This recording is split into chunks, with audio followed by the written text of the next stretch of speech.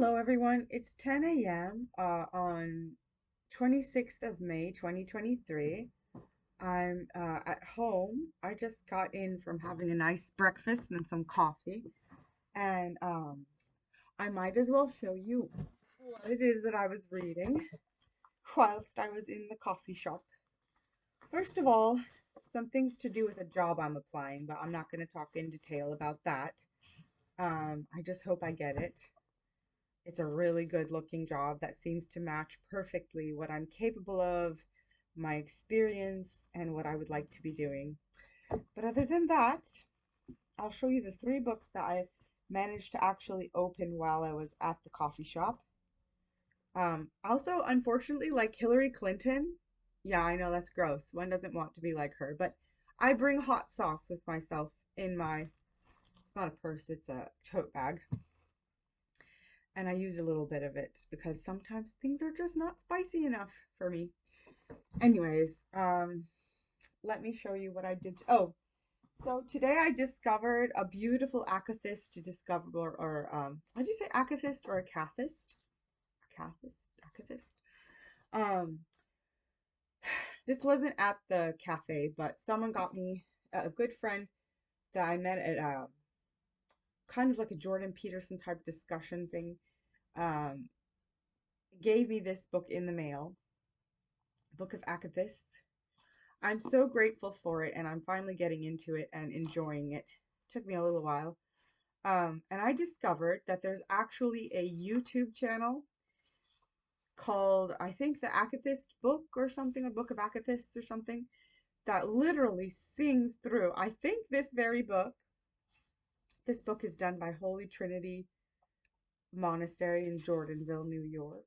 So it's very famous, Rocor Monastery that prints this. And check it out. I was listening to this Amethyst today. It's called Amethyst of our sweetest Lord, Amethyst to our sweetest Lord Jesus Christ. And I'm going to go ahead and down below link to the Amethyst there because I thought it was so valuable and sweet. Um, and you can kind of sing along with it. And the thing I like also about the recording is that the people that do the recording are so sincere that everything is not picture perfect in it. There are like little parts where they're hesitant to sing or don't know it perfectly well. So it's not this rehearsed performance thing. It's an act of worship. And it was so nice to hear this morning. And I was actually singing along a little bit with it. And I actually, when I first got this book, I actually read through this Amethyst, and I did it standing up because they're called Amethysts. So, it comes from the Greek term for standing. So I did it standing and I was reading it, and it was good, right? It was a good devotion, but all the same, nothing really matched the experience of having it today, just waking up, being in my bed, you know, um, getting ready for my day and listening to it on the YouTube and having the experience of hearing it being sung and singing along with it. And that's sort of the things that I like about this channel as well, because on their intro description, they say, yes, the word akathis means standing, and they are designed to be standing hymns, but really, any way you do them, I think is they agree with me that any way you do them is better than not doing them, right? So, I really recommend this. It was like medicine for the soul. You can hear it on YouTube, and I'll link below for it. Now, what did I read today at the cafe? I know I'm very blessed. I'm very, very blessed. I've been doing really well lately, mood-wise, which for a while was a little scary because I have to be very careful of it since I have bipolar disorder. And when I start to feel really, really, really well, things start to get a little crazy, and to the point where I'm quite aware of the pattern since it's happened so many times that I've actually, as it were, lost it after like excessive positivity. Um, so I know little bells kind of go off in my head when I feel things making too much sense, see a lot of patterns going on, see a lot of synchronicities, and just feel like exaltedly good and see miracles all around. A little bell dings off in my mind. I know it might sound kind of sad, but a little bell dings in my mind that I have to be careful. and be extra careful to make sure I get enough sleep, which is the chief thing. Um, get enough sleep. So basically, I upped my medication a little bit with in consultation with, the people around me, my doctor, my family, and I'm taking a sleeping medication to make sure that I sleep. So God willing, it will all work out because I'll probably do another video about my life story and how I came to Orthodoxy and everything. But quite honestly, I've had so many episodes of manic psychosis that I'm just like, I don't want any more. I would like to minimize the possibility of that. And well, that got a bit deep. But anyway, I'm giving this background because I'm trying to share how I'm in such a good mood and I've been able to enjoy a lot of different books and dipping into a lot of different books. Um, so let me show you the first thing that I got to page 41 in. This is the one that I got to page 41 in, which is the end of the first, I suppose, like the first part of the first chapter, or it's kind of like an essay. Let me just show you the book again. It's called The Archetypes and the Collective Unconscious. It's by the famous psychoanalyst C G Jung. I think he was like a slightly younger contemporary of Freud. I'm not a big fan of Freud. Jung I like very much. I didn't think I would. I had tried reading him before. I had tried a long time ago reading Dreams, Memories, and Reflections, I believe it is called. It is sort of like his memoir, I think. Oh, sorry, Memories, Dreams, Reflections is the name of his memoir. And I wasn't prepared at the time to be to be reading him. And some of the things that he says is like, duh, to me, like I've always been very spiritual, and I don't have a problem with a lot of what he says, and a lot of what he says is just like very obvious, but also his style is very discursive and rambly and going from topic to topic. And I just couldn't really like, I think I was trying to read his book, Memories, Dreams, Reflections at a very sensitive and vulnerable time in my life when I was just out of one of my many hospitalizations. And one of the actually really nice therapists, there were some that weren't nice, but can you imagine? But she was really sweet, this one lady. And she said to me, "Why don't you keep a dream journal?" And she was very gentle. I don't know how to express her personality. It wasn't pushy at all, unlike some people's. But she was kind of like, "Oh, keep a dream journal. And have you read Jung? You might like reading Jung." And I was like, "Oh, okay." And these are all things that I would have wanted to do anyway. And I just had such a dearth of ability to do any of them, like just such a low ebb of energy and um, so much depression and misery. uh, it's been a complicated journey. And at the time, I was trying to read, let's see what it's called again, Memories, Dreams, Reflections. And I was like, I don't get this. Like, this is not my cuppa. So, then through the years, I'd been listening to Jordan Peterson, and I heard that he had been reading Jung's Ion. And apparently, Peterson has very good things to say about Jung, and he finds him very interesting. But he also found Ion kind of disturbing. And I also kind of wanted to avoid the disturbances of what he might be saying. And because I'd been spiritually wigging myself out through the years with certain experiences during mania and psychosis, which actually, ironically, Jung knew a lot about. He had a lot of patience with this kind of issue. Patience in both senses. I feel like patient, like people whom he took care of, but also patience. And I think he has an understanding of psychosis and extreme mental states and the human value of these things and the human what they contain and what they mean and everything way more so than some people who are just afraid of these states and just want to crush them and get rid of them from humanity for the easier functioning of our human lives. But I think Jung has a lot to say about psychosis, and I know that. I knew that over the years, and I read a little bit. And now, I think I was scrambling around for practical solutions, so perhaps he was not really quite where I thought I would be finding any of that. But perhaps these issues evade practical solutions and really are just about exploration and finding what's fascinating to you and teasing through it and everything. And now I'm finding that that's probably the case. So I'm sorry it took me so long to be reading Jung. Oh, another reason I wasn't reading Jung is because a lot of people in Orthodox circles seem to be like, oh, he's very new agey. Why would you read him? Blah blah blah. All the new agey people are into it. I'm like, I don't think he's wrong about some things. In this very book, he talks about Protestantism and the fracturing of the Western symbolic world. And I'm looking at you here, Jonathan Pajot, because Jonathan Pajot was asked about being influenced by Jung, and he was like, no, no, no, I'm not influenced by Jung, right? Jonathan Pajot is an Orthodox icon carver and a YouTuber with a lot of videos about symbolism and stuff. So he's like, no, no, I haven't read him really, and it's very interesting because some of the things Jung says appear independently arrived at by Pajot. So, well, anyway, I'm just going on and on, but they're all like, it's kind of like a web of association and relatedness. And I don't think there's any reason to avoid reading Jung. I find him very, very, very valuable and entertaining now. And I'm really thankful to my a friend of a friend who's now my friend as well, even though it took us only like, oh Lord, it's probably been decades now that we've known each other and we've only gotten to know each other better recently.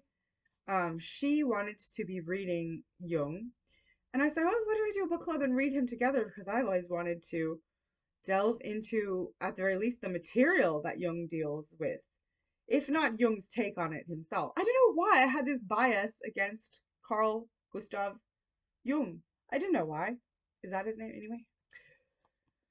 But I did, and now I'm realizing that was kind of dumb and naive of me because what the heck, just read him. Like, don't be all threatened by him and build up this bugbear where you're like, I can't read him because I'm Orthodox and there's no value in him for me. Like, really? Get a grip, Paula. And I am getting a grip, and I'm finding him really cool. And now, this advertises that there's a lot of color pictures. Well, there are some color pictures. There's also a lot of black and white, like mandalas and stuff like that. And it's still cool. But there's also some color somewhere in there. Am I gonna get to it? Is there any color? Oh, there's a lot of black and white, but there's a little bit of color as well, which is a good thing because I paid a good deal for this book. Um, I could have borrowed it from the library, but it would have taken too long to go for them to go finding it for me. I know it. And then God only knows what edition or volume I would have arrived with. But to the eternal credit of Hodges Figgis of Dawson Street in Dublin, they had a copy of this sitting there, and it's quite a nice copy with this beautiful picture. I'm not going to say how much I paid for it. I paid quite a deal for it, but it's a nice edition. I am happy to have it, and I've been reading it and enjoying it. You know what I love about him is like I think he's a doctor and he's a scientist, whatever that means, and he's just like going on about things that are not really what many people think the purview of medicine and science are. And he kind of doesn't care. He's like so learned that he gets away with it. So fair play to you, Young. I really like the man so far. Another thing that I enjoyed having to do with Jung is I saw a long time ago a film called A Dangerous Method. And I think in A Dangerous Method, Jung himself is a character. And I believe he's played by the very handsome German-Irish actor, what's his name? Something with an Michael Fassbender or something. And well, that's not going to hurt anyone to be played by a very handsome German-Irish actor. Um, and I enjoyed that film, A Dangerous Method. So I think I'd watch it again, and I'd watch it again now with more interest because I'd be curious, like what more I can learn. Okay, I'm talking fast and long, but here I'm almost at 15 minutes. But here I'll tell you what else I read when I was out at the cafe. All right, the next book that I'm working through is called Wounded by Love, The Life and Wisdom of St. Porphyrios. And this is such a precious gem of a book that I'm really enjoying it. I'm taking it really slowly because um, now the first part of the book is about his life. And well, let's backtrack a bit and tell you who took this book down. Did St. Porphyrios write it himself? No, not really. It was listened, uh, I think some nuns who were friends with him, or they became nuns later anyway. They were listening to him talk about his life and, his ideas, and then some of the things perhaps were recorded, some were notated down in notes, and then later they went through and wrote it out into a book so that the first part of the book is about his life. Um, and the first part of the book, like, what really comes through is he is a very sweet man, but it's not personally, I didn't find it like very riveting. It's just very simple. He had a very simple life, unpretentious. Did his thing, lived his life, helped people. Very honest, very down to earth. Okay, but part two is the wisdom of Saint Porphyrios, and that is like a treasure trove. It's by topics. And as I go through, I find myself underlining things, highlighting things. I like that they always do this thing where every section of a chapter is titled and categorized by an excerpt from um, something that stands out that Saint Porphyrios himself says in the narrative. So it's like little nuggets of wisdom laced through that are like pulled out as the subheadings of the chapter that he says, and it's just lovely. I don't know how to communicate it because here we're talking about a saint. This is not just like your regular like person giving opinions about whatever. It's not it's not learned Dr. Jung saying things about psychoanalysis or archetypes and the collective unconscious. Like this is like to me this is like a type of play, right? Like it's fun and I enjoy it, but like here we go for just it's like cool, clear, bubbling, running water. Does that make sense? Um, it's like the feeling you get when you listen to really good Irish traditional music. It's like this like source of strength that you get from his talking about God. And one of the things I got from it that I pulled out from it in the see, I'm not done. You see, I'm going through the wisdom part. Oh, why is my but I make highlights, Sometimes I just browse through. You don't have to go linearly, really. You just poke through and find things you like under headings you like. But I'm also going linearly as well. And one thing that I like that he says, and I'm paraphrasing here, so forgive me if I get it wrong, and someone who's actually finished the whole book can correct me if they want, but it's something like your spiritual life should not be this, well, okay, it could be this agonized, dreadful struggle, right? Um, but Saint Porphyrios himself said he prefers the way that is not that tormentedly, like agonizedly, strugglingly, I know, okay, so there's a bit of balance here, right? Because there are things in the Bible that say like the kingdom of heaven is taken by force or something like that, right? But he seems to say you can do that, but a good way to go about it is to not have undue agonizing over things and do it simply, naturally. And he kind of says, don't let your left hand know what your right hand is doing. So don't let the old man, the bad part, the old part of you, even know what is going on with the good part of you. Kind of do it without making a big fanfare. It should be like your struggle, internal struggle that shouldn't be visible all the time to everyone and whatever, right? Not even to yourself. Like, don't make a big deal out of it. Like, don't go around going, ho, ho, ho, ho, I'm so holy moly guacamole or whatever, do you know?